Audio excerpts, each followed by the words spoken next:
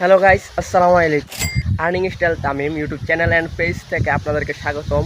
তো আজকের video main topic হলো যে আপনারা কিভাবে ফেসবুকে ভিডিও কপিরাইট হলে কিভাবে ডিলিট করবেন। তো আমি আজকে আপনাদেরকে একবার খুব অল্প সময় এবং সঠিক নিয়মটা দেখিয়ে দেবো। শুরুর আগে আপনাদেরকে আমি বলে দিচ্ছি যে কপিরাইট ভিডিও কী আসে। মনে করেন আপনি ইউটিউব থেকে একটি ভিডিও ডাউনলোড করে আপনার ফেসবুক পেজে ভিডিওটি আপলোড করে দিলেন, সেই ভিডিওটি কিন্তু অবশ্যই কপিরাইট চলে আসবে। এবং আপনি যদি টিকটক থেকে বা কোনো অফিসিয়াল পেজ বা কোনো সোশ্যাল নেটওয়ার্কিং থেকে ডাউনলোড করে আপনি যদি আপনার ফেসবুক পেজে ভিডিওটি আপলোড করেন তাহলে কিন্তু অবশ্যই কপিরাইট আসবে। কপিরাইট ভিডিওটি আপনি কিভাবে বুঝবেন কোন ভিডিওটা আপনার কপিরাইট এসেছে এবং আপনি কিভাবে ভিডিওটাকে ডিলিট করবেন সেটাই আজকে আমি আপনাকে দেখিয়ে দেব। আপনার যদি ভিডিওটা ভালো লাগে থাকে অবশ্যই চ্যানেলকে সাবস্ক্রাইব এবং ফেসবুক পেজটিকে ফলো দিয়ে রাখবেন। তো আর বেশি দেরি না করে আমরা মূল পয়েন্টে চলে যাই। বন্ধুরা, আপনারা আপনাদের মোবাইল থেকে আপনারা ফেসবুক অ্যাপ্লিকেশনটাকে ওপেন করে নেবেন।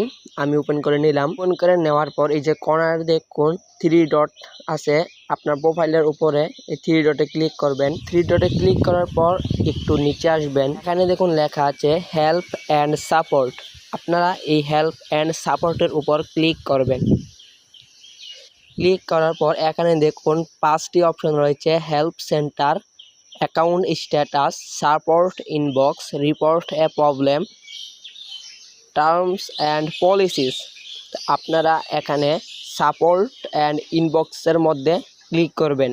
এখানে দেখুন দুটি অপশন এসেছে, reports about others, your alerts. তো আমরা ইউর অ্যালার্টসের মধ্যে ক্লিক করব।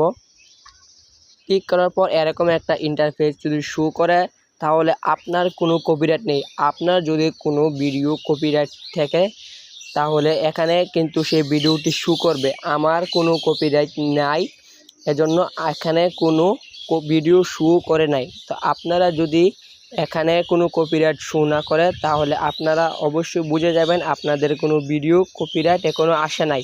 যদি এখানে কোনো ভিডিও আসে তাহলে অবশ্যই সেই ভিডিওটাকে ডিলিট করে দিবেন।